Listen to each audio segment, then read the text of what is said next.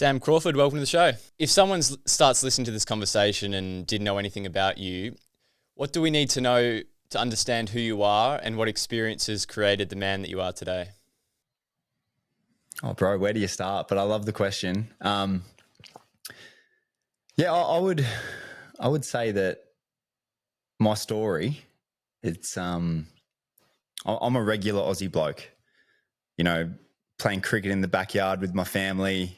From an early age, that's probably like one of the earliest, happiest memories, and have grown up in Melbourne and, had a very privileged upbringing, I would say. Have always, my family always had just enough. Like we weren't mega wealthy or anything like that, but we always had enough. And there was a point where I would have been 18 and I started working in the family business. And at that point, it was in the health space. So my dad owned a few gyms and I started working there and got really brought into this entrepreneur's mindset of growth and of running businesses and of leadership, and was thrust into this scenario really early in my journey where my family actually lost their business and they went bankrupt. And so there was this whole process for me and for our family where, we almost had everything, had a beautiful house, had boats, always had enough and more than enough. And then when I was 18, it was as though all the material possessions just went away and sent my family and me into this like, all right, what's life truly about? Because we're still sitting around the table and super grateful for the food that we've got, to be sitting around with each other. Like there's so much love here, and we've also had everything taken away from us materially. So I guess from that point, did so much travel, saved up a lot of money and went traveling around the world, around Europe, Canada, Mexico. So really got to have these beautiful conversations with people around the world, and just took me out of this bubble that I felt like, I guess growing up in this way of privilege, everything at the drop of a hat, everything's there, everything that we want, more than enough. And, having conversations with people in communities in Mexico and just seeing how the other side of the world really live opened up my eyes. And coming back, I was working a 9-to-5 job, and it would have been, around the year 2020, and just decided to go all in on myself, on building my business, and really dove into health and started in the physical health space, and then really understood that there was more to it in terms of the mental, emotional side of things. And have just found, bro, like going on this personal exploration journey of like what I'm truly here to share with the world and who I am beneath the belief systems, beneath the stories, beneath the conditioning that, I feel I was thrust into just through where I grew up. And I guess really explored who I am and what my potential is and how I want to share my gifts with the world, and began to really uncover a gift for listening to people and a gift for helping people find their true path, like what they're truly here to experience and how they're here to experience that life. So, yeah, it's led me to being a coach now. I'm about to get married to my partner of 14 years. I just had my Bucks party last weekend and moving into a beautiful chapter of life, bro. So that's a bit about my story.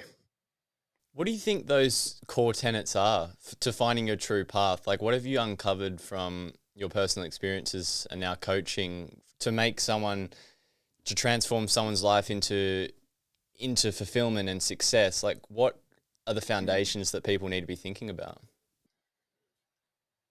Yeah, it's a great question. And this is where I would start. If someone's listening to this, they're like, yeah, fuck, true. What am I here for?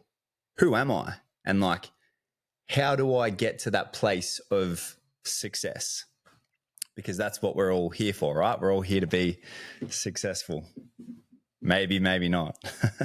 But that's actually good. Because I think what happens is, right, because it's quite uncomfortable to sit with the uncertainty of not knowing, right? So we grip on quite easily to these social messages. And it's quite convincing because your parents might be telling you that, your friends at school are telling you that, like everyone's pointing towards whether it's a safe job that you don't even know if you like, or, you know, it's a mediocre relationship that you keep justifying, whatever it is in your life. Like, we create these stories because we mistake the certainty for truth, right?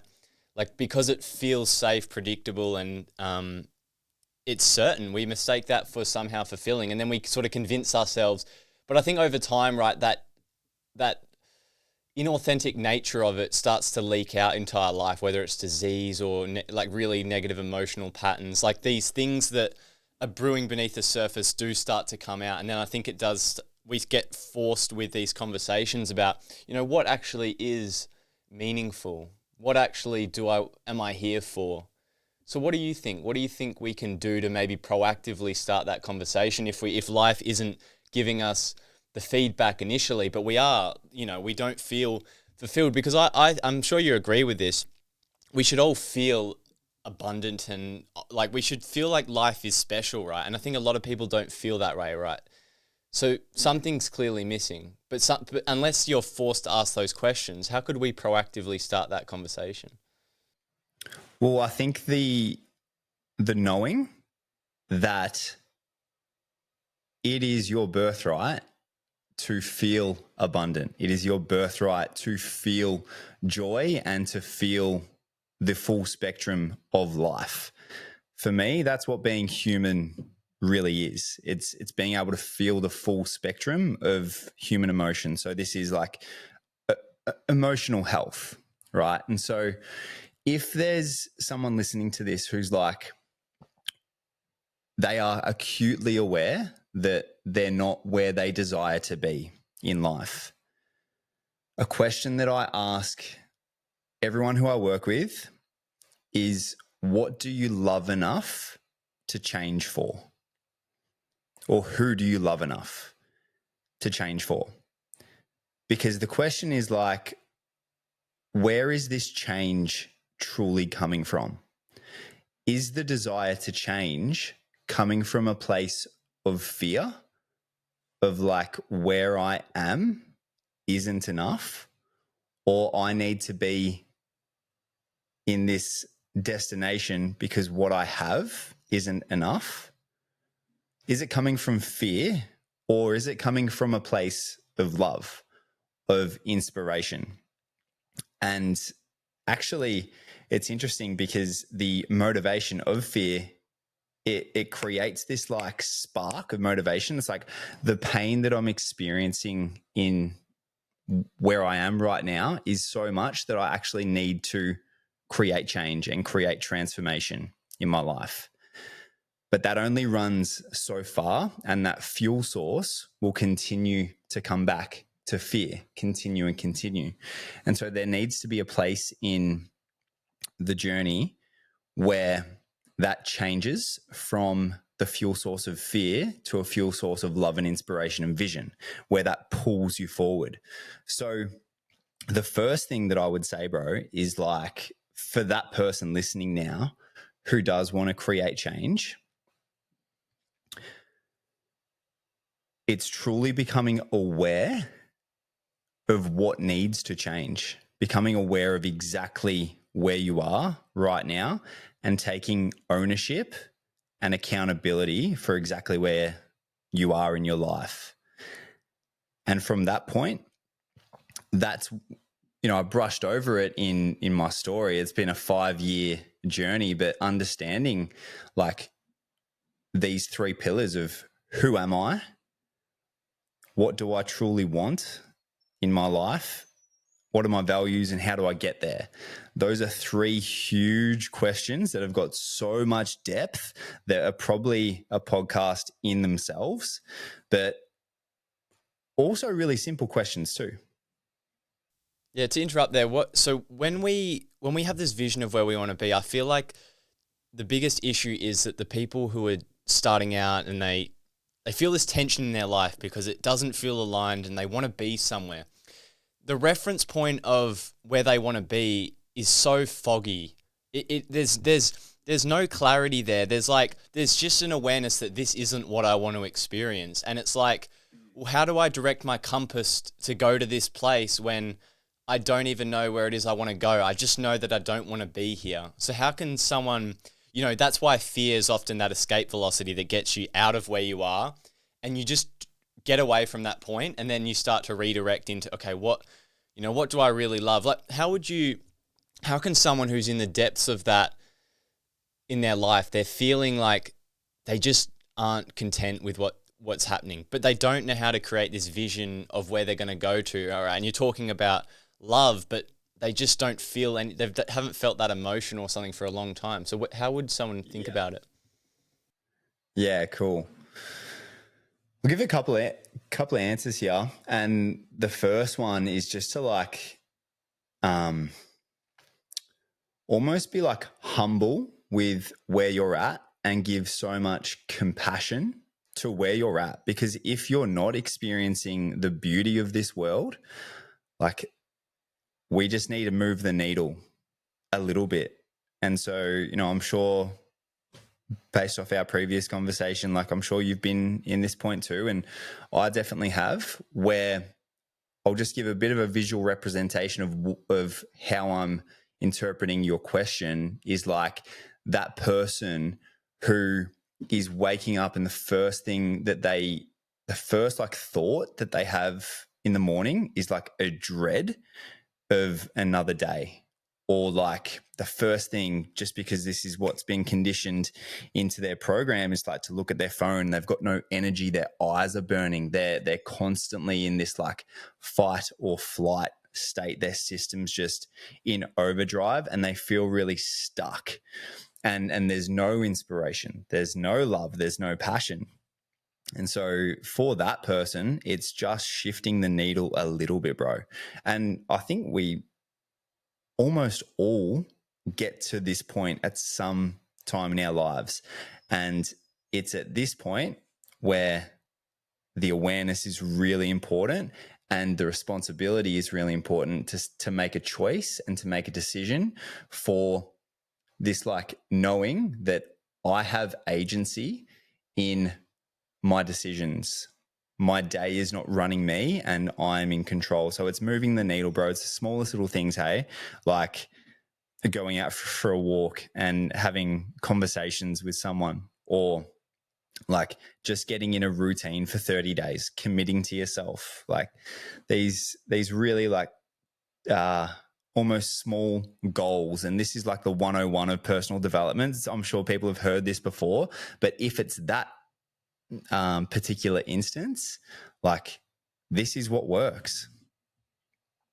I find as well, like when you're at the bottom, you've got to change your mindset around the fact that you don't have anything to lose, because let's say you're in a job that you really hate, right? It's like you can always come back to that. We've got to realize that when we are struggling, there's a freedom. There's nothing to lose, but then we want to grip tightly to the safety of the familiar hell. But we've got to realize that it's actually liberation and we've actually got nothing to lose. And that makes us dangerous because we can take risks and we're not bound to these responsibilities and commitments. I just feel like when someone is struggling, you know, you've got to really let go of the certainty of your mind, because your mind is the thing that probably got you there in the first place, right? It's like we're trying to escape from a place we don't love, but we're relying on the same instrument that got us there probably in the first place. All the stories that we absorb through our mind, all the negative self-talk that made us stay in something we don't like. So I think the first thing is surrendering to the fact that it's okay to not have the answers. And I think we create a lot of internal pressure around that. Like we take on a lot, and I think we want to relieve ourselves of that. So we either chase like short-term relief, which is the sort of escaping of the intensity of that emotions. I know I did that for a long time, like self-soothing through like validation of women, or it's porn, or it's junk food. So, you know, we do that, and what happens is we lose the signal to change our life. Like that is the signal of like, this is not what you want.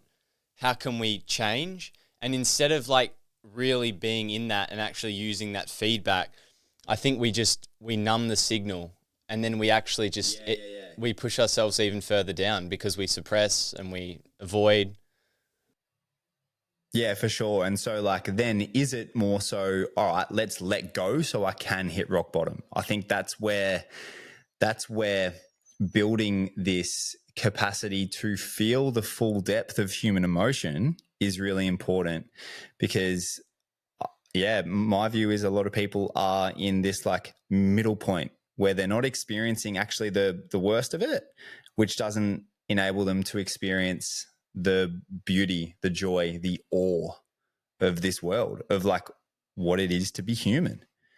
And so maybe that's it. Maybe it's like let go to the point where, yeah, you do really feel it all. You feel sadness, you feel grief, you cry and let it go. And from that point, like, oh fuck, I'm here, I'm human, I'm feeling this, and now let's create. So let's move out of the bottom of the valley and let's start climbing this mountain. What's at the top of it? What's the vision? Like, what do I want for my life? And before we ask that question of what do I want, one would be, it would be a great thing to do first to figure out, well, who am I? Because how do I know what I want if I don't know who I am? So what does that look like? How can someone strip back the layers of conditioning and beliefs to figure out at their core who they are? Because that's the hardest bit when you don't like your life, right? And you take that on board as the captain of the ship, right? You take responsibility for that, and we internalize it, and we don't like who we are. It can be quite uncomfortable to start peeling back the layers when we already, you know, because I feel like it can be hard to do at the bottom of the valley. Yeah, or it can be the best place to do it because you're starting from fresh. You know, so in answer to your question, how do we do it? Well, I led my story by talking about one of my earliest, happiest memories. And so understanding actually what's led you to the man or the woman that you are today. What experiences have led you to this point in your life right now? And so I take people through a really beautiful process. And for those who have listened to Ben Crow, he's an amazing mindset coach. He's worked with the likes of Trent Cotchin, Tustin Martin, Ash Barty. There was something that I actually did in 2020 was one of his programs, and it started with this process of going back through your life story and creating chapters and creating like an art piece. So I get all of my clients now to create an art piece of their life and who they are. And it's so cool, bro, because what we're doing is reclaiming some of these emotions and reclaiming the part of ourselves that maybe has been lost along the way of adulting and trying to get to this place of success. Because I don't know about you, bro. I'm 30 now, and the amount of conversation about what I should have and what I should own and the amount of kids that I should be having right now is like mental. So unless I've gone on this journey to understand what's led me to who I am today, to from a conscious place of understanding my values, my belief systems, and almost like just the conditioning that leads us to a place of like unconsciously walking through my life. If I don't understand that of who I am, how can I then understand what I want? Well, from this place of clearly defining what are my values, like what do I stand for? What is true to me? And at my core, before the world got its hands on me, who am I? What makes me the only person in the world who expresses myself the way that I do? And to skip, I guess, a bit of the work of understanding who you are, I'll let you in on a little secret on who you are. There's a beautiful quote, and you may have heard it, you may not have, but it goes, "You are not just a drop in the ocean, you're the entire ocean in a single drop." So like let that land for a little bit. You are not just a drop in the ocean, you're in the entire ocean in a single drop. So the way I interpret that is like who I am at my core is the entire universe expressing itself as a unique human experience. So that's at like one end. And then the other end is like, all right, cool. How do I express myself as a human? Yeah, because I find the story element of going back and, connecting the dots in your life is quite liberating, because I think most people take on, there's two parts to this. Most people take on responsibility for things they shouldn't, and then they don't take responsibility for things they should. So like a lot of the way that they were raised in their environment growing up was out of their control, right? Who their parents were. I mean, you could argue, some people say the soul chose those parents, so let's not go too far. But like a lot of those factors out of your control, how your parents treated you when you were really, really young, what in neighborhoods you grew up in, what schools you went to, all these things. Like a lot of these things are out of your control, but they have a massive influence on who you become. It's a massive influence. It forms your unconscious template for love. It forms what the beliefs you think what success looks like, what love looks like. That translates into your adult world. And I think a lot of us fall into these unhealthy patterns due to things that we weren't really responsible for.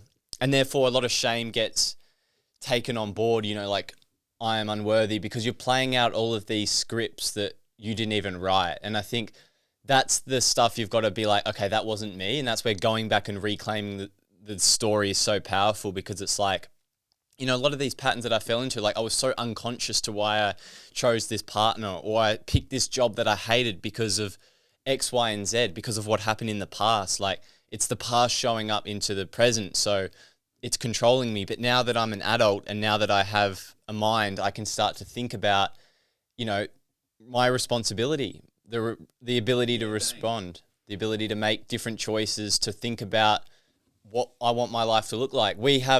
That's the greatest ability of humans, is the ability to think in time, because we can actually start to look in the past and look into the future. And I think we get used by that tool, but I think it's the thing that got us here in the first place. So it's the thing that's going to get us out. Yeah, for sure. And like, I love where you took that is, you know what? It might not, like our circumstance might not necessarily be our fault, but it is our responsibility. Like it's our responsibility to actually own it and decide the way that we want to move forward. What do you think about, with that in mind, and someone starts looking, to the future about creating this vision for your life? What do you think are some of the most important things someone needs to understand to create a vision of their life that's going to bring genuine fulfillment and not just, success that is hollow and doesn't feel true to them? Like, what do you think are some of the key things that we should be thinking about when crafting this dream vision of our life? Yeah, cool. So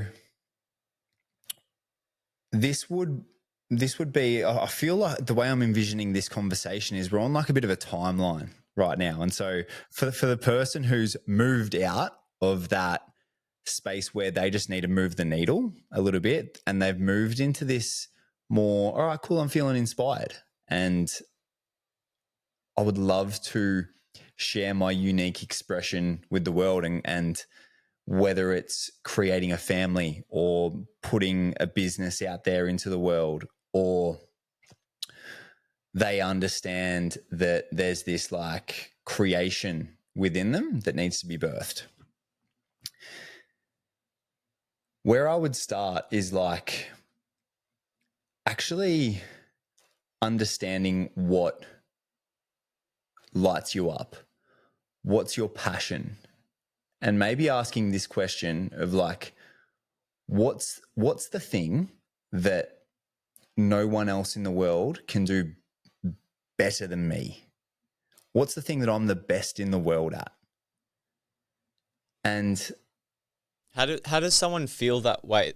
I feel like, how does someone think about that when they have such low self-belief at that point in time and they don't feel confident in who they are? Like, how can they bring forward this clarity around this is my greatest gift when they have the lowest amount of confidence? yeah, beautiful. So let's work with that. Let's work with that belief system. So what's the belief that, let's just make one up. For example, they've got low self-esteem, so they're doubting their ability to bring their vision into reality. So the belief could be, I'm not capable enough to create that, or no one wants to hear my voice. Or I'm sure it came up for you at some point in bringing this podcast to life. It's like, how do I sound? These limiting beliefs and this voice that's just on your shoulder that I'm sure shows up still every now and again because you're human, right? And so here's where having that awareness piece of understanding that that's actually not you, bro. That's actually not your true self. So it comes back to the first question of, who am I? Well, let's rewrite that belief system. Let's rewrite that belief to one that's going to pull you forward in your life. So if the belief is, I'm not capable enough, then I would invite someone to like bring in something that's a true belief. So maybe those listening can do it now, like understanding what is a false belief, or what's a belief that limits you from your best and from your vision, and know that this thing's a fucking powerful thing. This mind, it's a powerful thing. So what I've come to a belief in myself is just that even on my worst day, I'm still one of the best in the world at what I do. Even on my worst day, I'm still able to listen to someone. Even when I'm going through the shit, I've still got an ear and I can just hold space for people. And so my belief is that I'm the creator of my reality and I'm the master of my breath. And like, even on my worst day, I'm still enough. And so it would be rewriting this pattern, bro, rewriting it. I think one of the most powerful things you can do when you're at sort of point zero and trying to climb this, mountain, is to give yourself the understanding that you do have that agency. And I think that's why those small protocols like breath work, going out into the sun, having good conversations, doing those little things, it lowers the degrees of freedom between your actions and the outputs and the emotions that you experience. And it starts to collapse this understanding that you are the creator of your reality. Because I think we fall into these unconscious patterns in our life, and we're so disconnected from the fact that we are making choices, often unconsciously.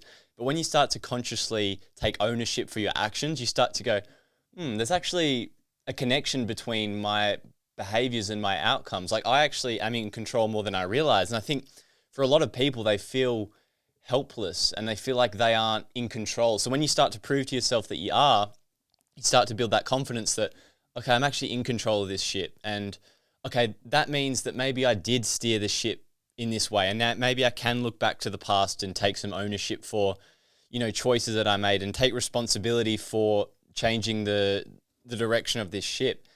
And that's why I think it's super important when you are at the bottom of that, you're at point zero and you have this vision. That's why those little wins and just taking action is so powerful, because it starts to give you this idea.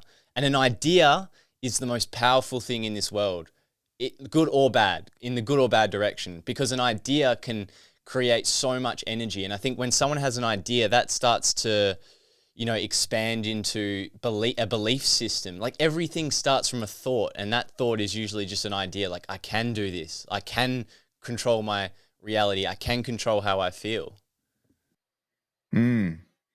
Yeah. What do you mean by like an idea is one of the most powerful things? Like, let's jam on that for a moment.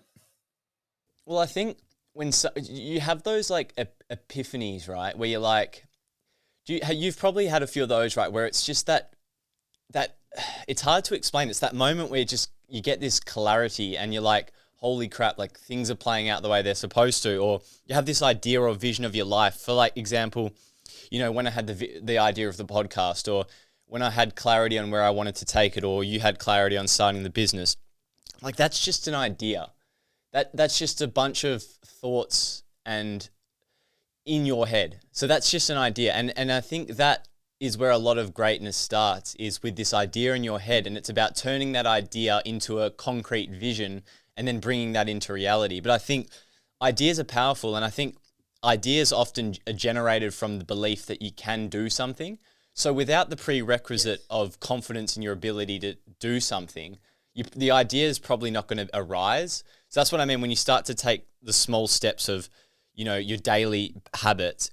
I think that's the entryway to the ideas being generated, because it's like, I'm in control more than I realize. And then ideas start to pop up because you're like, holy crap. It's like, for example, when I went to Melbourne and did that podcast tour, now that I've done that thing, ideas start to pop in my head about what else I could do, because there's usually a limiting belief, or if you don't have the experience, you don't realize you're capable. So if we regress that all the way back to the start, a lot of the time people just need to prove to themselves that they are in control of their lives, good or bad, where it is. And then I think that is where ideas can start, and then that idea can turn into a vision, and then you can strip it down and like, okay, how do I actually get there? But I think unless the idea comes to them, right, like you can feel a victim to circumstance in your life. So I think that's when you talked about starting small, I think that's the key. I started small. I just started with 5 habits I wanted to repeat every day for a couple months, and it changed my life. That's it. And then you move a year down the track, and after repeating that, and then like you get to a year down the track, and maybe those 5 habits, like they don't need to be so strict and regimented, and maybe there's like another level in you, but you've expanded your capacity. Yeah, I agree. I think ideas are so powerful, and then we need to get out of our own way, because coming back to who we are, well, actually, we're more powerful than we think. We've got the entire universe within us. And so it's actually what the soul yearns for, is just to continue to ascend and ascend and ascend and grow and evolve. That's like how evolution has worked. You look at the world that we're a part of, it's continually evolving and expanding, and the universe is continually evolving and expanding, and so are we. And so you desire to grow and expand and ascend. And the only thing that gets in our way is us, not really our circumstances. It's us and the way that we respond to it. How do you think someone can think about how they're getting in their own way? I think a lot of us are quite aware of, we sabotage ourselves. How can someone reflect upon the way that they get in their own way and maybe find some practical ways to get out of their own way? I'll give you one just from like my experience, bro.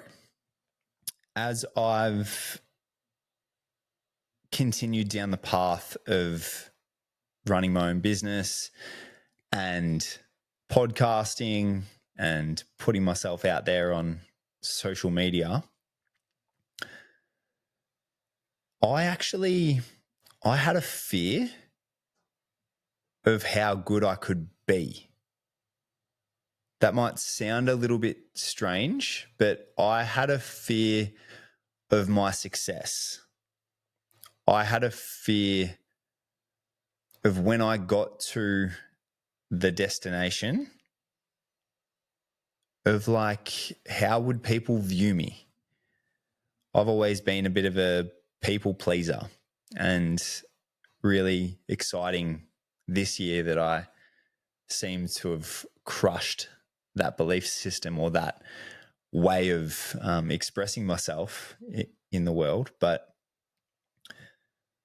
until I was actually aware that that was the thing that was holding me back, I couldn't create any change, because once we're aware, then we have a choice.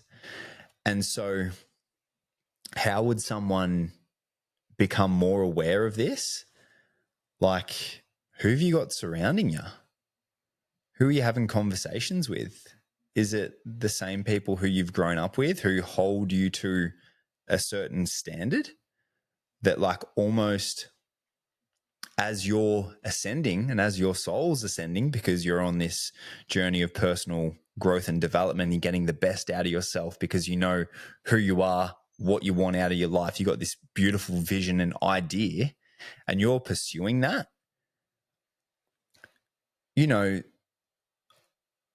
I'm one for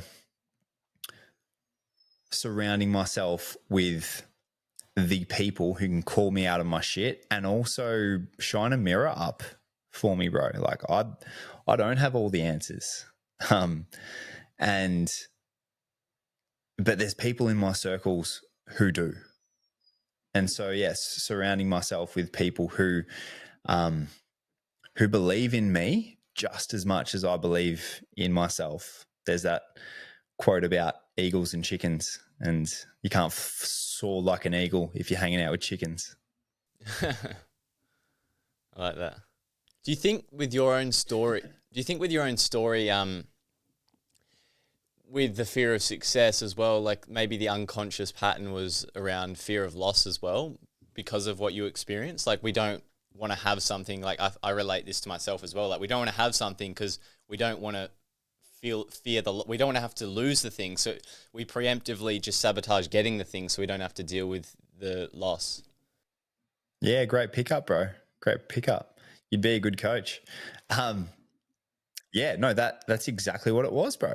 Because when I was 18, my family had everything that we needed, and that was ripped away.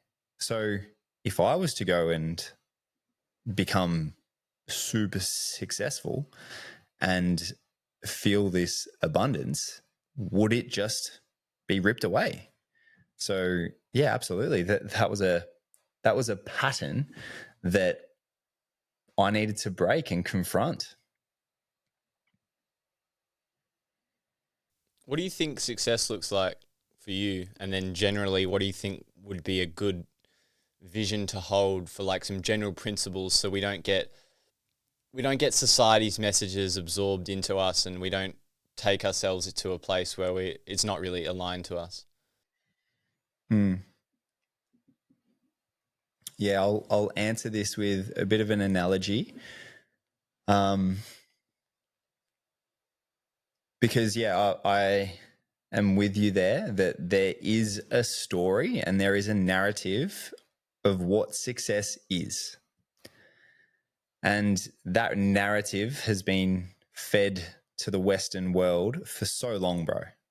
For so long. It's this story and this narrative that in order to feel success, that there's this never-ending treadmill of more.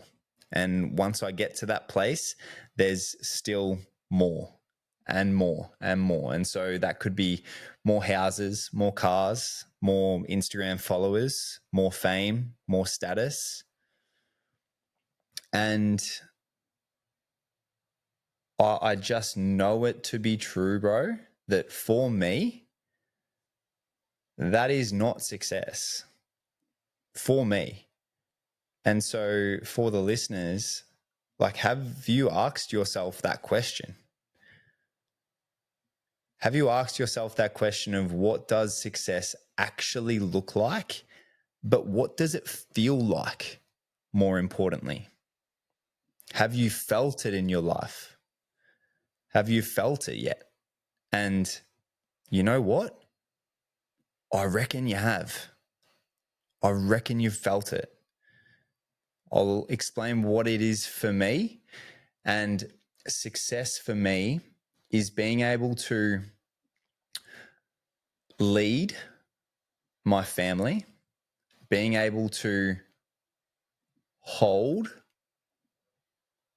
my emotions and be an emotional support system for my community, and being able to share food around the table with my family and with my friends, and being so fucking present with every single human there that I can connect with them, that I can hear them out and I can listen to them.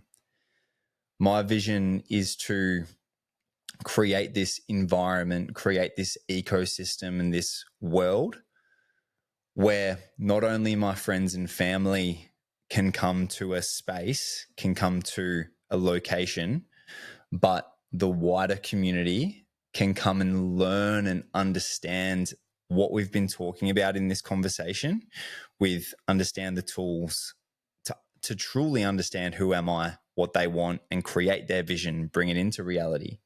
So, but is that success for me? No, because I'm already experiencing success. I am a successful person, and as well, there's more to come. Life does not get much better than right now, bro. I'm about to get married. I'm podcasting. I'm coaching people. I'm sitting around the dinner table, sharing meals. Like, there is so much love in my world. And I could say that, oh, but success is still in the future. Success is still somewhere outside of me. Fuck no. Success is here right now. And I'm experiencing it through how I live my life. I'm experiencing success through how I wake up in the morning, through how I sip on my coffee, through how I make love with my partner, through how I walk down the beach. Instead of the first thing I do looking at my phone and being in this reactive mode, bro, it's summer, I am chilling. We're going down the beach and I'm successful. And yes, I'm still pursuing this vision more than anything in my fucking life.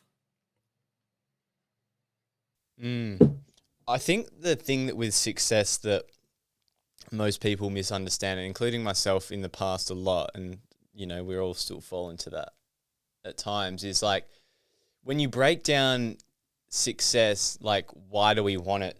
It's usually to feel something. It's usually, obviously, we're pushed and pulled by emotions. And when you think of it like that, you start to realize that the emotions that you're striving towards can be found in the mundane day-to-day experiences, but you've overlooked them because you've created this idea, like we spoke about before, that it can't be found here and it has to be found in the future.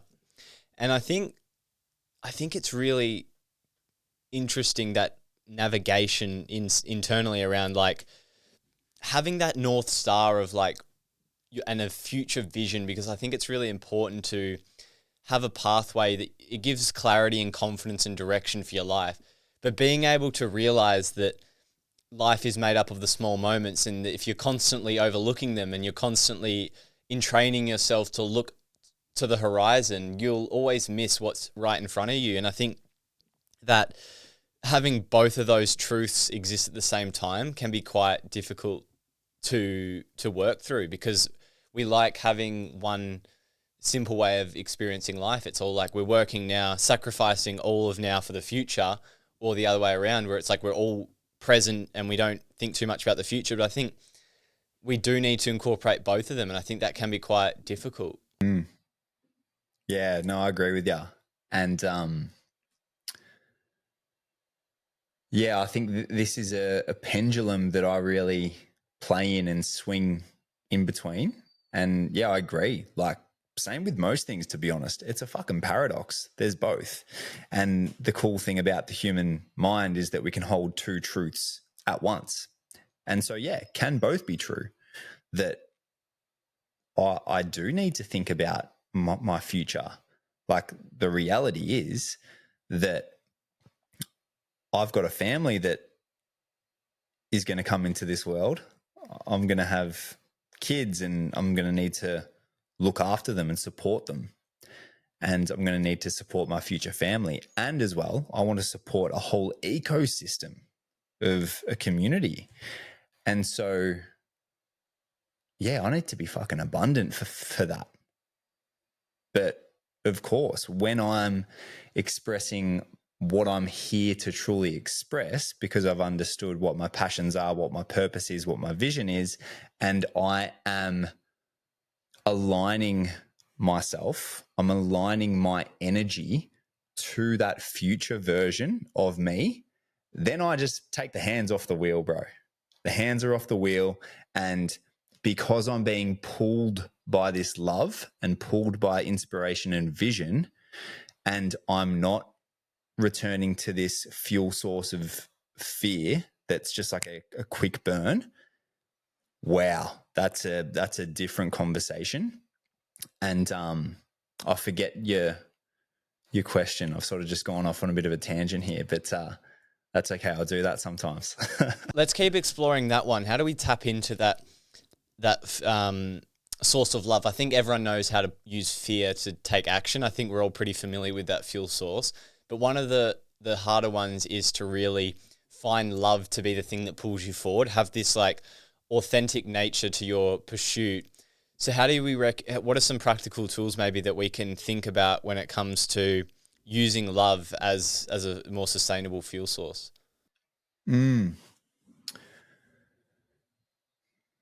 Again, I'll just use a analogy from my own life, but I continue to ask myself that question of what do I love enough to continue moving forward.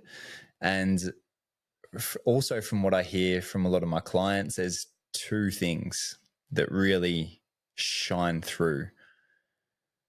And one is that they love themselves enough. And so finding this like deep place within, whether it's for a younger version of themselves who they're really wanting to make proud. Like, you know what? I love that little person in me who had a dream, who had a vision, and I love them enough to continue to move forward.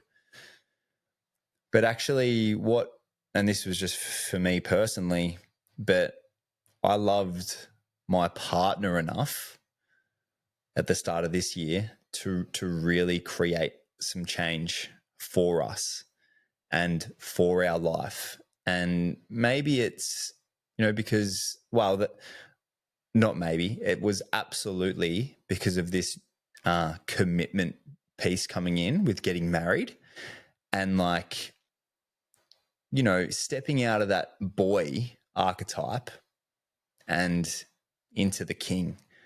Like, who really wants to continue in their relationship or in their life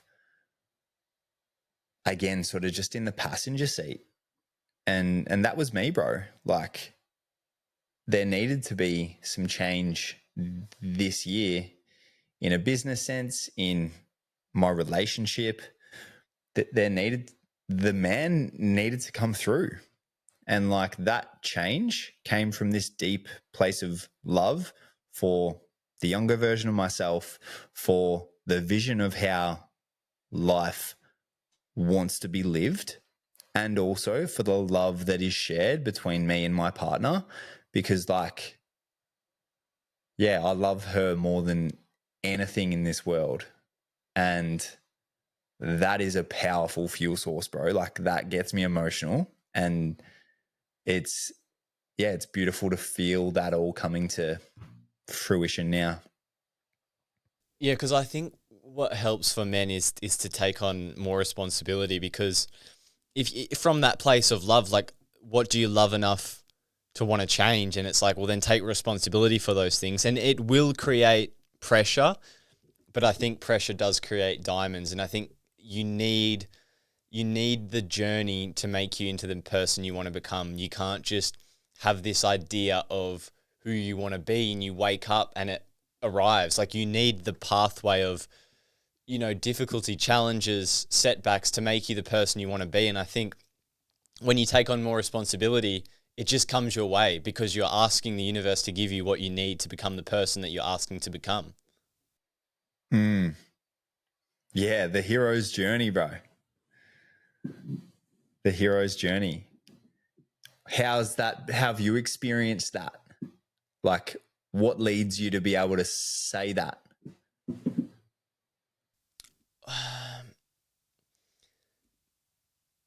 I think there's this obsession in the modern world, and I think I fell into that trap just because of the time that I've, not only my upbringing, but like the world that we've sort of been in. It's like, we really want to be a somebody, a someone. And I think there's this idea now that just because you can, what's that?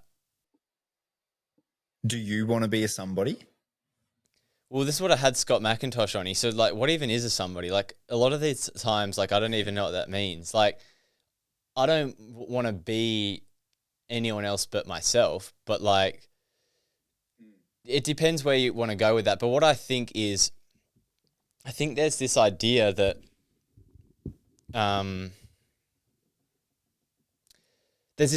you can just think of the life you want and it's just going to suddenly appear. But I think what the reality is like, there's a journey that you go on to have that thing, or else everyone would have that thing. I'll reference like a podcast, right? Like, I have this vision of the podcast and like what it's going to eventuate into. And I think... Yeah, bro. Tell me about it. So a lot of people, my vision is like, full-time career, traveling the world. Like, at the moment, for example, last 3 weeks, I told you, like, I do 3 episodes a week. I don't like to talk too much about that journey because, one, I'm not at this mountaintop, but also two, the podcast isn't really about me. Like, it's about this shared human journey of like, I don't have the answers. Let's go on a journey together to figure it out. That's sort of the framework of how I love this podcast.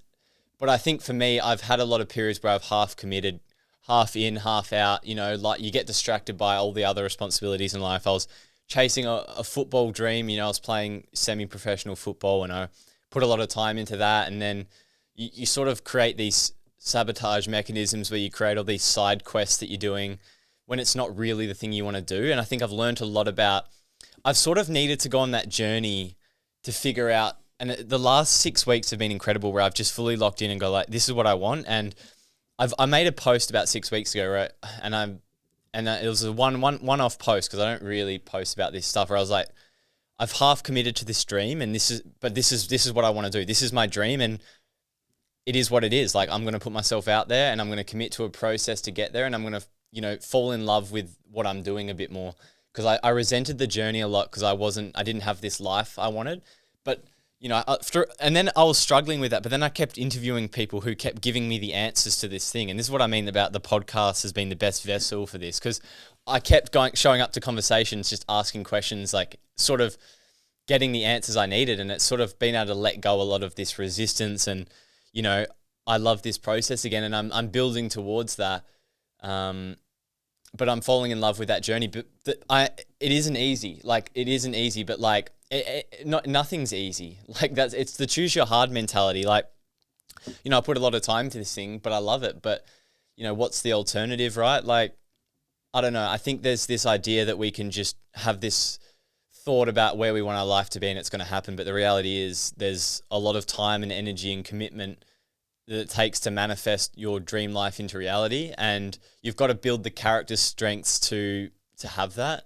And it can take time. And I think we want things instantly and a lot of that comes from fear, right? Like, I've had that in the past where I wanted a successful podcast so that I could feel successful and capable to do the podcast, where it's like doing 500 episodes is the thing that's going to make me great at interviews and going to be able to make me connect with all these people and make me good at the thing. It's going to make me the person capable of having a successful podcast. Whereas we want the proof that we're capable to do the thing. It's like, no, you go through your unique struggles and challenges to become the person to express your unique gift to the world. And I think we resist that journey that we need to go on to become the hero in our own story, because we're resisting the suffering that is almost a prerequisite to become the person you're always meant to be. So for me, it's been letting go of the certainty of how the path's going to go, because what happens is we start to just orient ourselves towards safety. So when the podcast isn't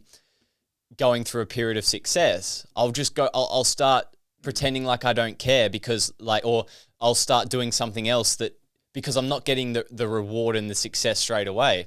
So we always create these like parachutes for ourselves, right? These safety fallbacks. So a lot of recently has been like the commitment, which Hormozy, great definition, is just the elimination of alternatives. And it's like, no, this is the thing.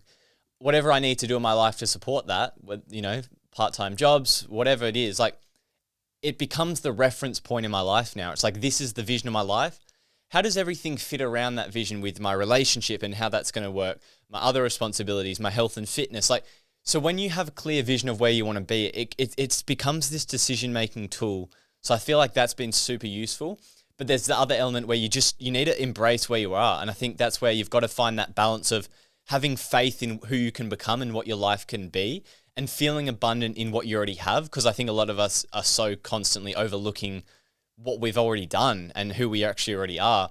But then being really real about, what does it take to build a successful podcast? What camera quality, obsessing the details as well. Like, I think you've got to do that as well, with detaching from the mental noise of it.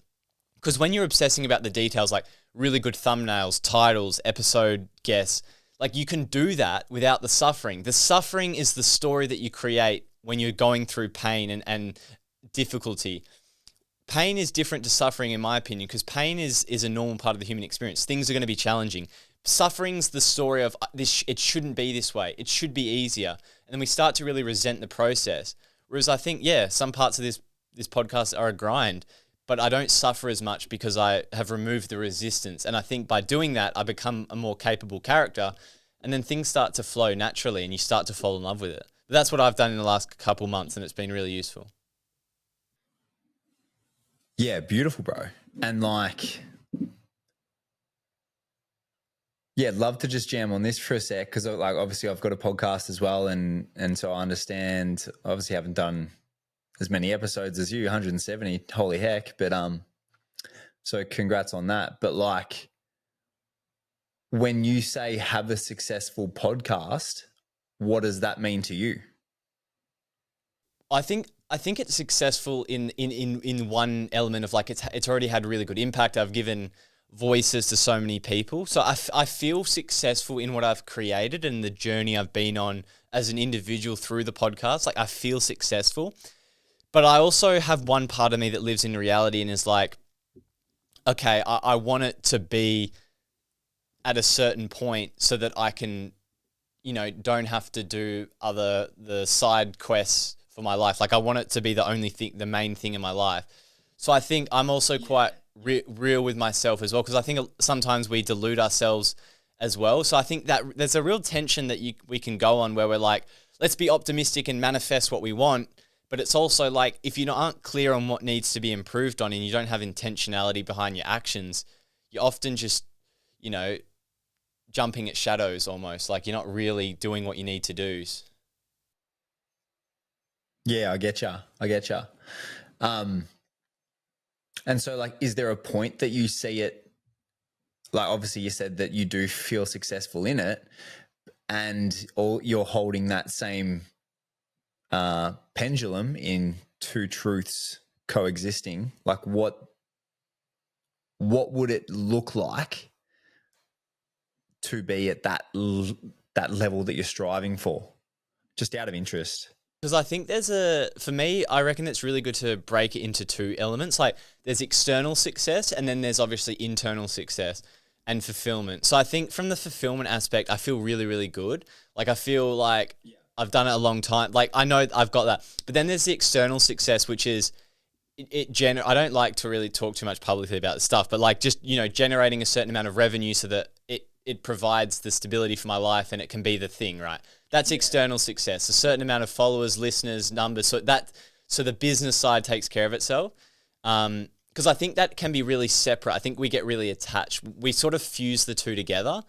And that's so natural, but I think it's important to separate them, because I think you need to be practical about, how to generate revenue from the thing you're doing. But there's also the side where like, if the podcast, let's just say, this was my last day on earth, right? And we're defining it through the lens of external success and internal success, there's going to be two different scorecards.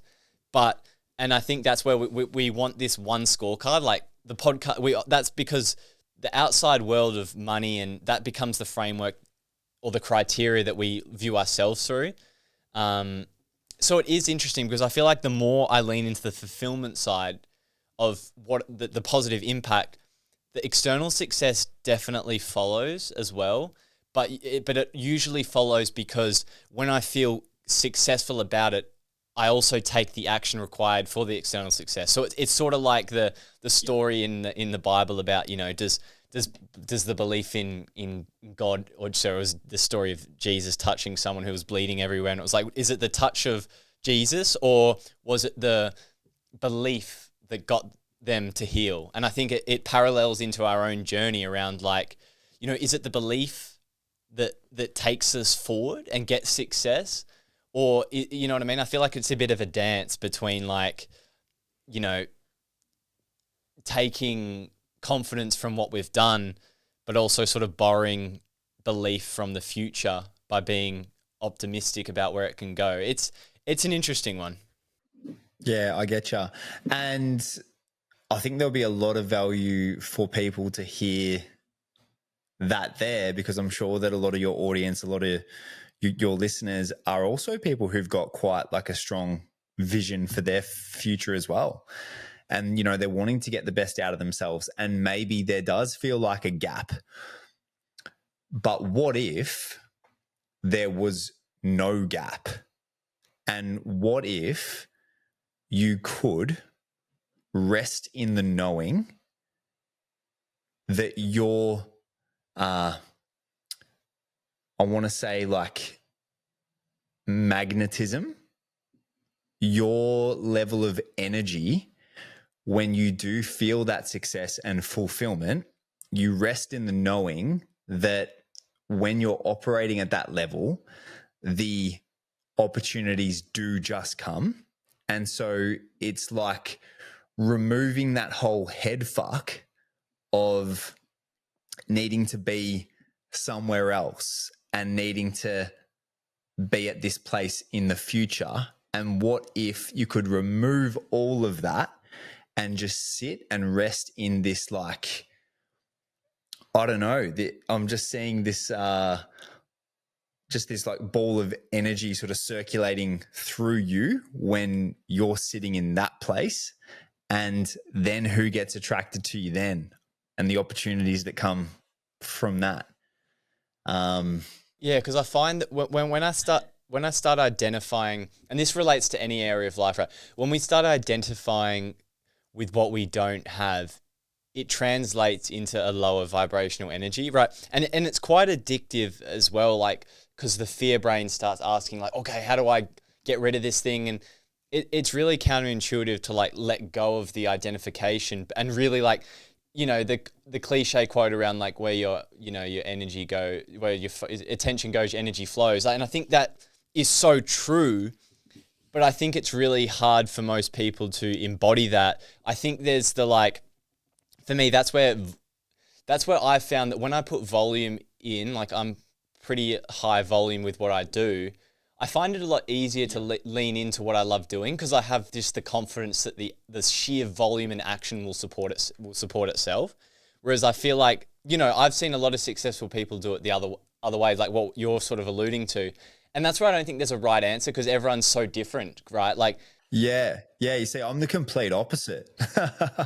I'm the complete opposite, which like, and again, like maybe there's an edge for me to lean into in volume, but I just think for me, having known myself, I would rather be like potent with what I'm putting out there. But again, that's just me and we're all different.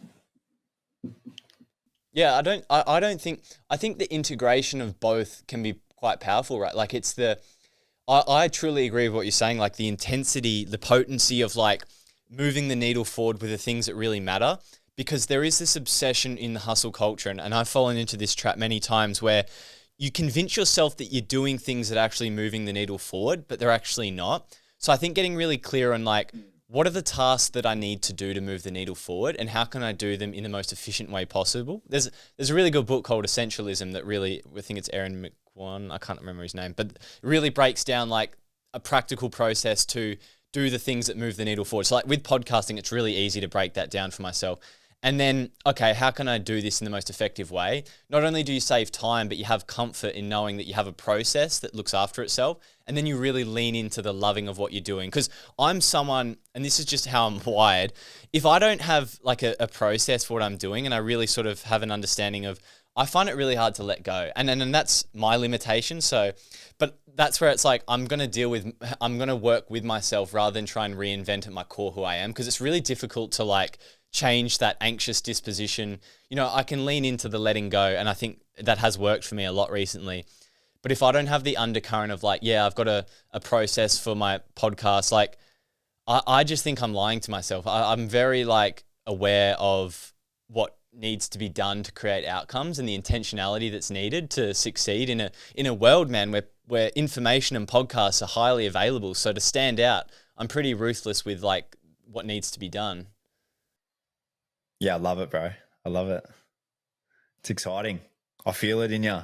What about yours? Take me with yourself, because I think it would be good for the listeners to have sort of both lenses as well. Like, take me through your maybe transition as well towards less of that hustle, but more about the potency of your action and how that's been able to serve you.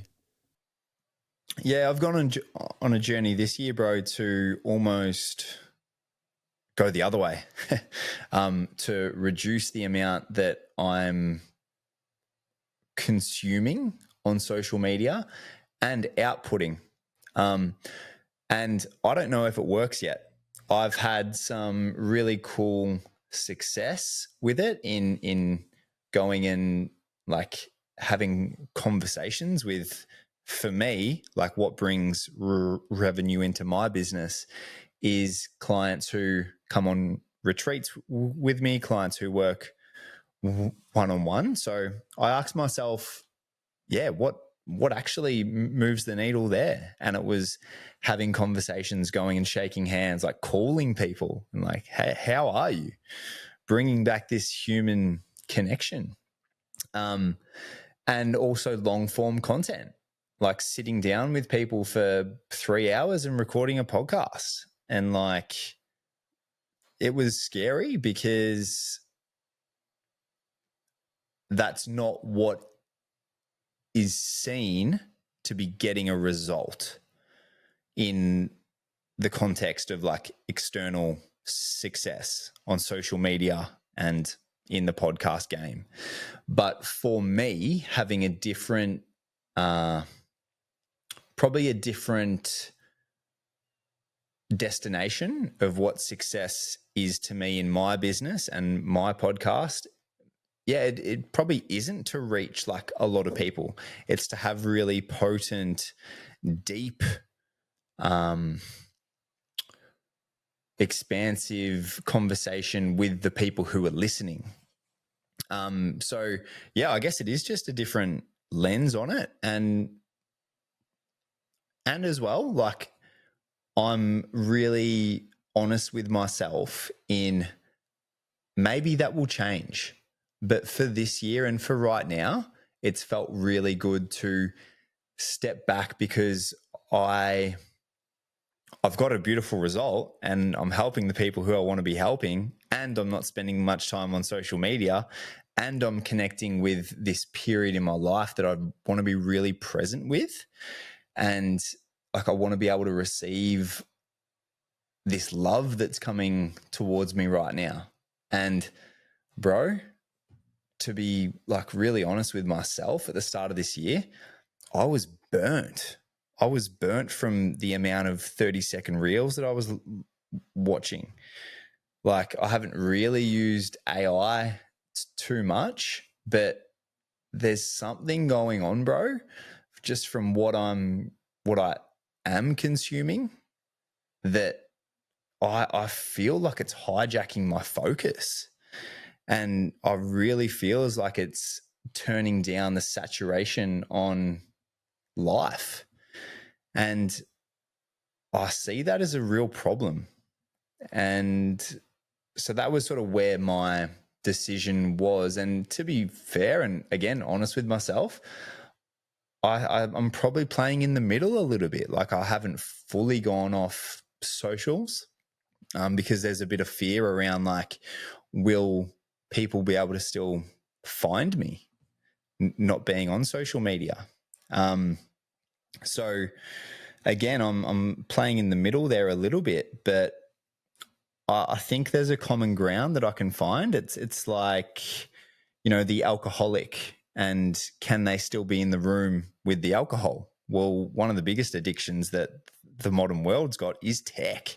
And for me, it was ruining my presence and like, yeah, I almost had to take a bit more of a step back in order to have a better relationship with it.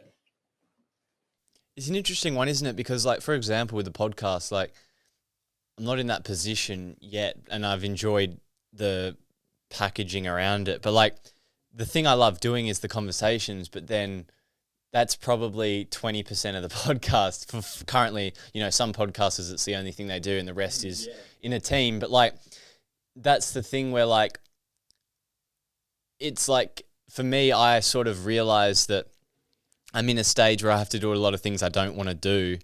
But I do like making and creating content. But the thing I do love is these valuable conversations for people to listen to. And that's the thing I love. And I think what happens, just to generalize this to our lives, is I think a lot of the time is it's really important to get clear on what you genuinely love. Because I think sometimes what we love is caught up in things we don't like.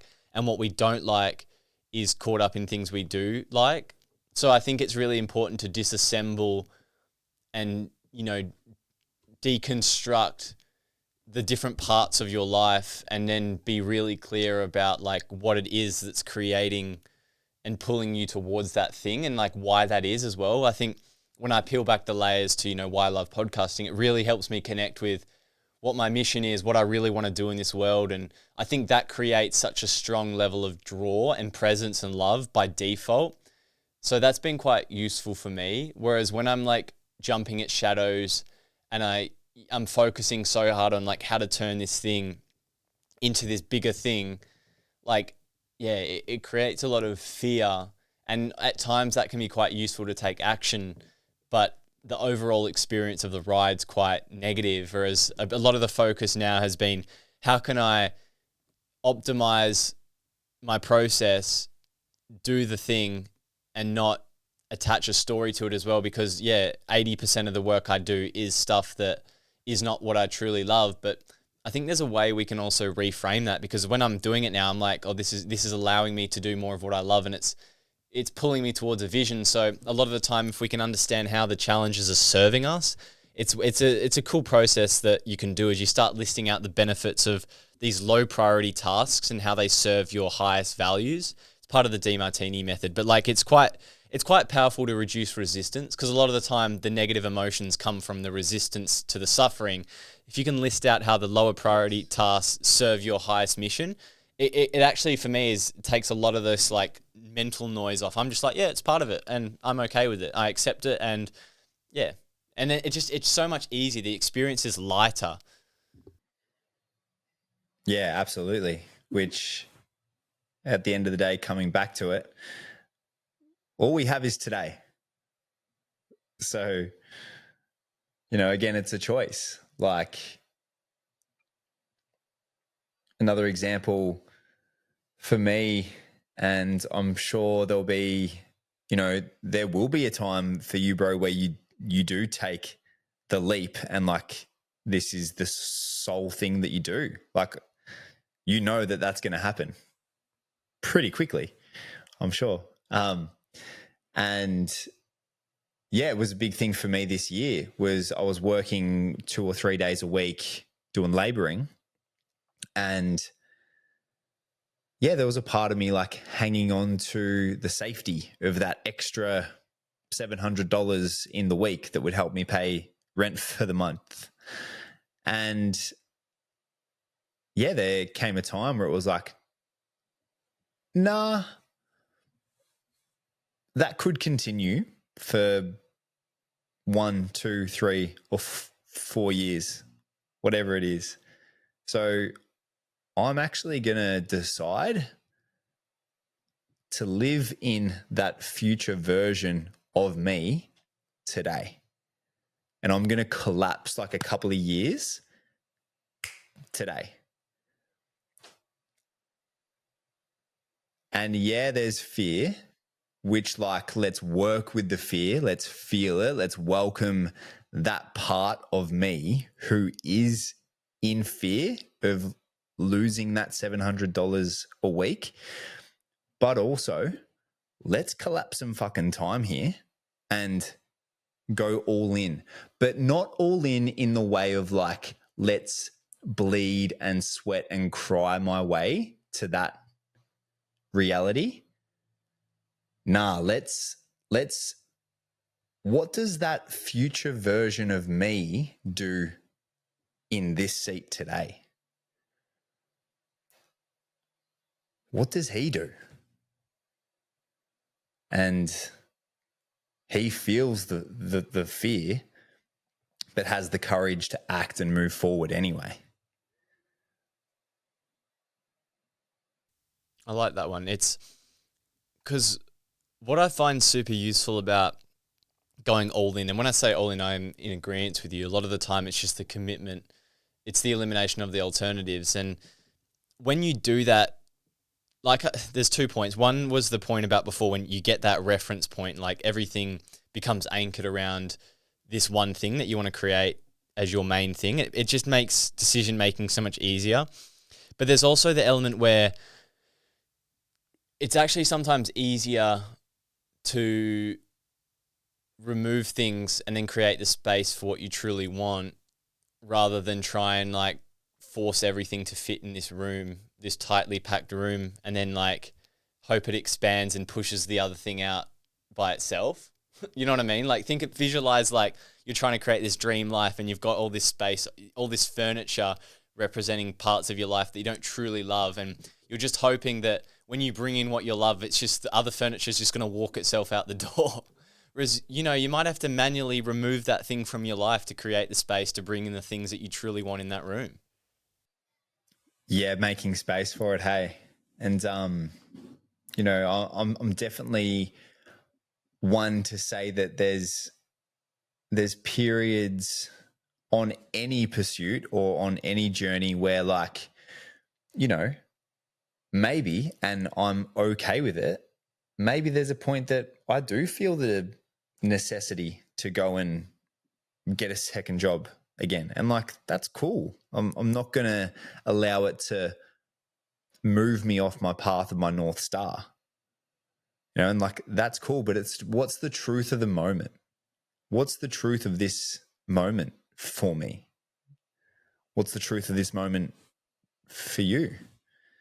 And I just know that at some point there's a decision where like it's not comfortable. And that's cool. Have you heard that thing about how we're always on our North Star? Because the only thing is how much the handbrake is applied. So like, for example, you're always on your North Star, and if you aren't, the handbrake's obviously more on, but you're going to get the feedback of negative emotions, unfulfillment. So your soul is constantly directing you towards your path. And if you're getting the feedback, it's the feedback to realize that you've got to take different action. And it's sort of just like how much the handbrake is on or off. Is like, think about your car and you're going towards. I like that, bro. It's such a good analogy for like to represent like, because I think a lot of us are like, circling back to the start, like, it can feel a bit lost when you're like, I don't like where I am. And it's sometimes it's just like, try new things. Like, try new things and see what pulls you and learn from that. Because what fucks everyone up in this world is how slow they are to make decisions. That hesitation is what causes us to not get the feedback we need in order to have more information available to us to make more informed decisions. That's the best piece of advice I could give to anyone younger than me who's 18 and they've been told what to do, what to think. The more experiences you have, the more array of information you have, and that can connect the dots about, who am I? What do I love? And I think a lot of us just go, this is what I did, straight into university, straight into, following these simple things. And, the more experiences I've gone as I've, got a little bit older, like the more information I have about who I am and what I love. But we get really stuck in like, oh, I should love this thing. I should be grateful for it. Like, oh yeah, it's sort of good. When you have more experiences and you know that you have greater heights of what you can experience, then you have this inner knowing that something isn't aligned for you. But if you've never felt the top and the bottom of your bandwidth of emotions is quite small because you're sort of stuck in the middle, then you don't really know, you don't really have an accuracy of linking the signals to your life. So I think it's important to make mistakes. And I think we have that pressure where like, oh, if we make a mistake, we're doomed. But for me, I feel quite fearless in the sense that like, every time I've made mistakes in the past or gone and done things that you would regret, I've learnt so much from them and it's always made me better. That like there's a freedom to fuck up and make mistakes because you're going to learn and evolve. And I think that having that as an undercurrent can be super useful, knowing that you're always on your North Star and you can have more freedom to take risks because it's going to make you into the person that you're meant to be, and regardless of what that road looks like. Yeah, you're always on your North Star. Well, I think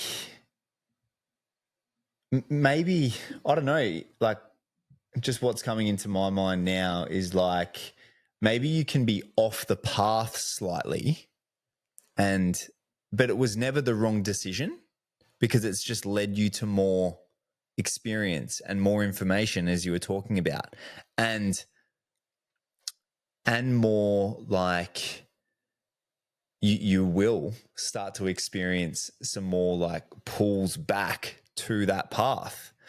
And yeah, so yeah, I think I agree that maybe you don't go off your North Star. It's always just the experiences that you're meant to be having to learn what's needed to be learnt at that period in time. It is interesting, isn't it? Because how I frame consciousness, like I view consciousness or like being conscious of yourself, for example, as like information about who you are. And there's so many modalities, like you go into the subconscious mind. Had an astrologer on recently and we talked about how, when you were born, that affects your astrology, like being aware of when you were born, has a unique influence on who you are. So just becoming aware of that is becoming more conscious because you're more aware and understanding of yourself. There's all these tools to become more aware. And I think consciousness is information. And when you think of it like that, when you go through experiences, you become more aware and conscious because you have more information about you.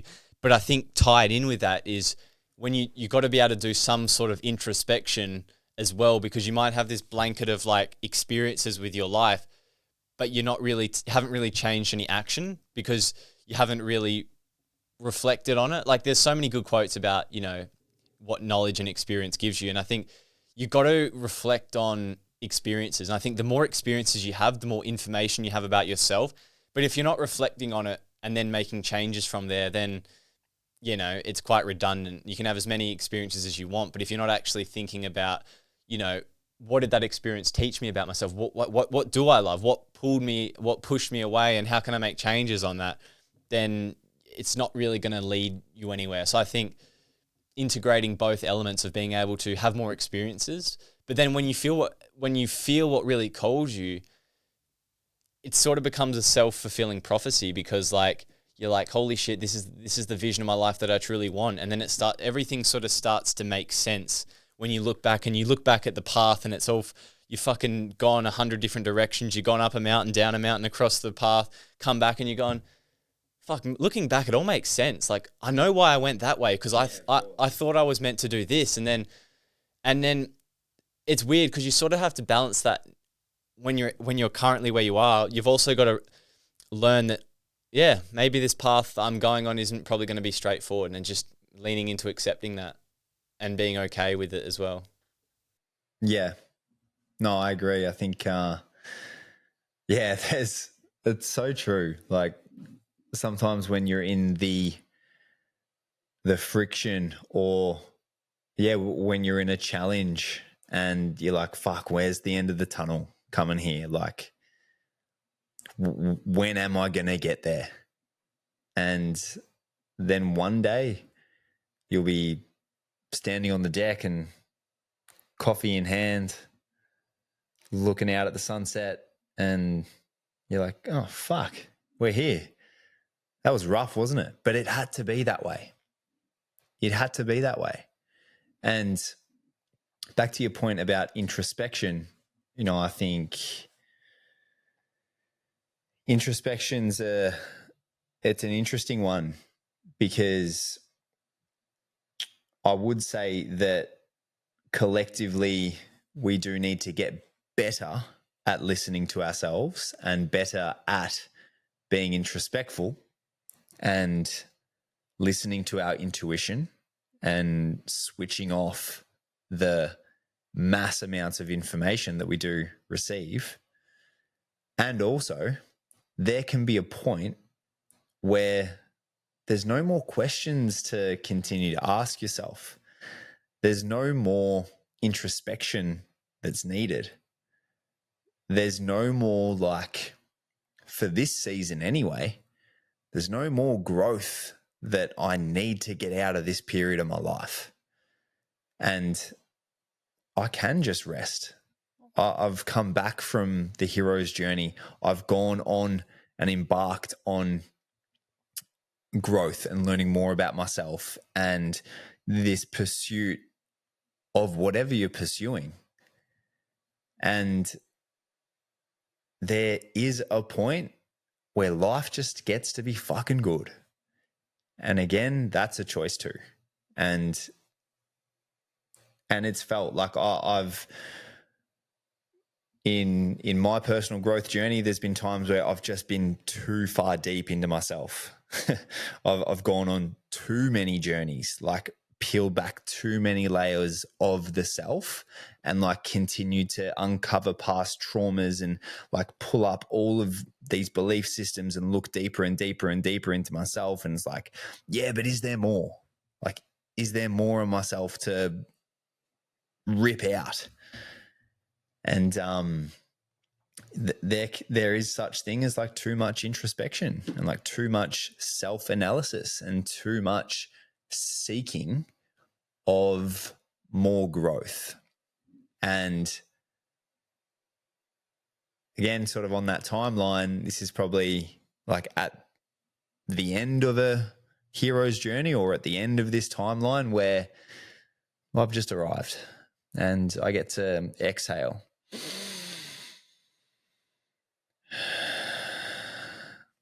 And I'm here.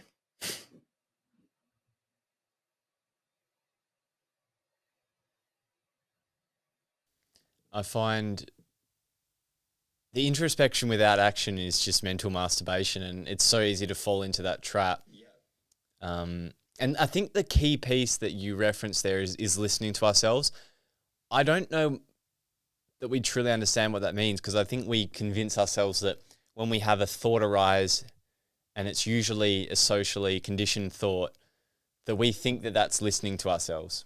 We think the ego is us, and therefore we confuse introspection with, injunction of social norms. And I think you have to create the space to listen to yourself, because the signals are so fused and overlapped with society's messaging. So I think there's that real delineation between what truly introspection looks like and then just the mental masturbation of like playing around with thoughts because it's quite comfortable to live in your mind about, this idea and this vision of where you could be, but it's not the right time, or I can't do that.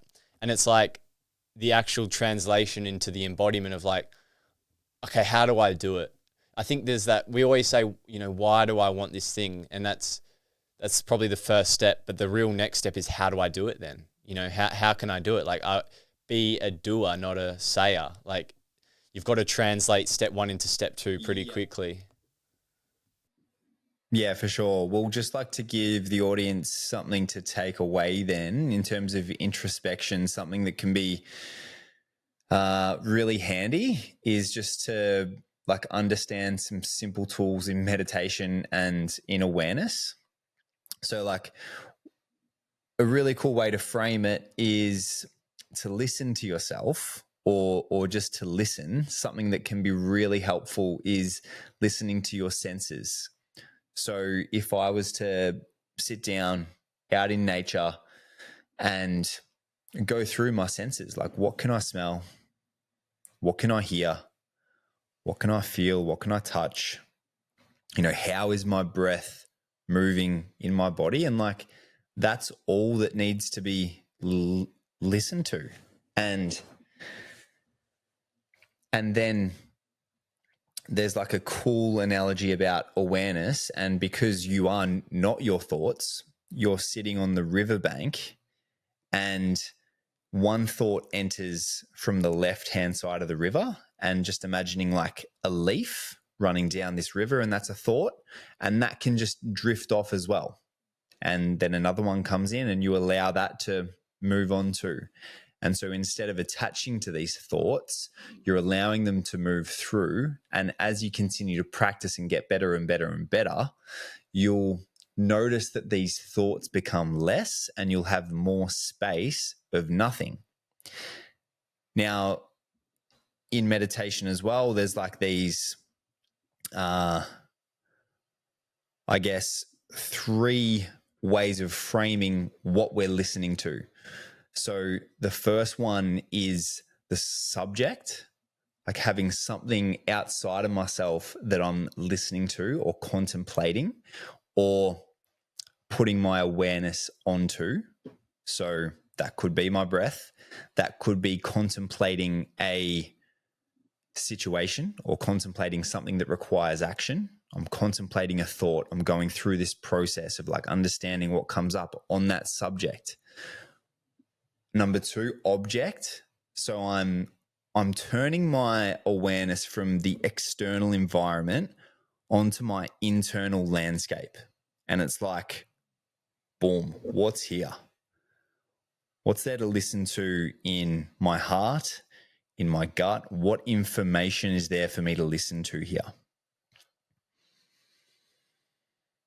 And I'm breathing. And then there's this really cool space that I must say I don't have a great understanding of, however, have been there, is of no thing.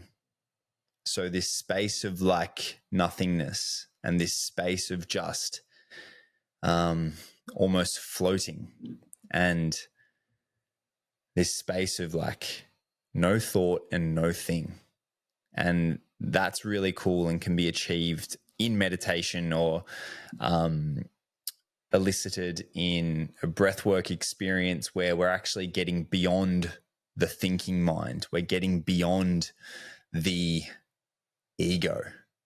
We're getting beyond in actually what a part of the brain called the default mode network, where this is where our mind lies. So we're able to slip underneath the default mode network. And in that space, like that's where limitless is. That's where it lies. And that is our true nature. That is the true self.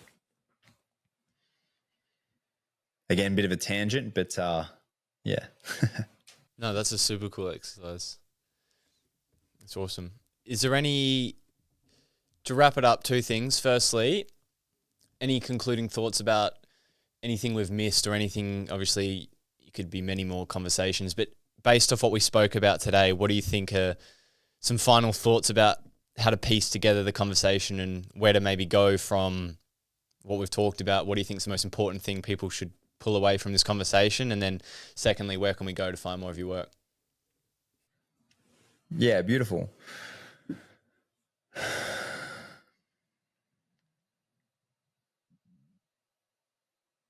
I think silence is a really cool thing, both in podcasts and in life, because I think we're used to such a high pace and high velocity in everything that we do. So from today's conversation, I would say some of the most important pieces would be to understand the path that you're on and to bring a piece of awareness in like, have I actually chosen this path? Or am I just walking a path that has been like that I've just landed in? And have I not asked some greater questions of myself and of my life?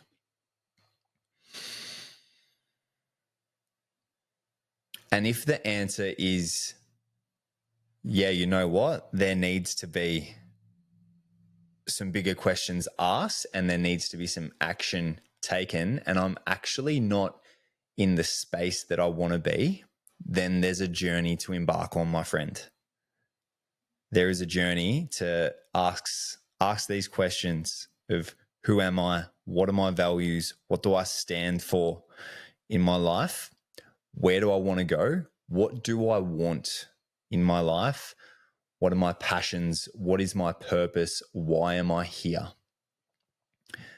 And if there's a gap between where you are and where you desire to be in your life, go on that worthwhile journey of understanding what rooms you need to get in order to make that your reality.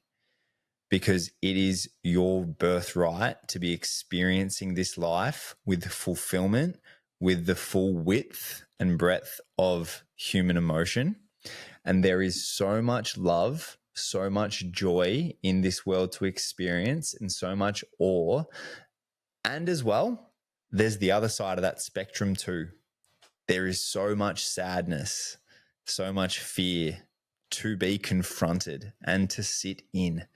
And your ability to sit in and hold that fear and almost like use fear as your compass to continue to move into, that will free you to experience more of the other end. So yeah, bro, I would say like if people don't know how to go on that journey, I'm their man. Absolutely. And I only work with a specific type of person who has a really strong vision for their future. I probably work with people who have done a bit of that self-development 101 before. They've dived into themselves a little bit and they're really ready to like pull their vision into reality and like experience it today. And yeah, like I fucking love it, bro. Awesome. So where do we go to access you? I'll put you in the show notes below, but do you have a website? Where can we go to check out? Yeah, awesome. We've got YouTube and a podcast. So just Coach Crawford with friends for the podcast, have some really cool conversations on there. And then YouTube is like the thing for 2026, diving into some lessons on that, and sharing that for free with the world. And then to work with me, I either work with people, one-on-one for either 6 months or a year, get tucked under the wing, or I host 2 retreats a year, which is called Base Camp. And that's part of an ecosystem of health, of personal growth, and mainly for aspiring entrepreneurs and people who have a vision. So first retreat's in May, second retreat's in August. And if you'd like to find out a little bit more about that, you can go to coachcrawford.com. Awesome, bro. I'll link it in the show notes. Sam Crawford, thanks for coming on the show. Thanks so much, Egan. Appreciate your time, brother. Thanks for having us.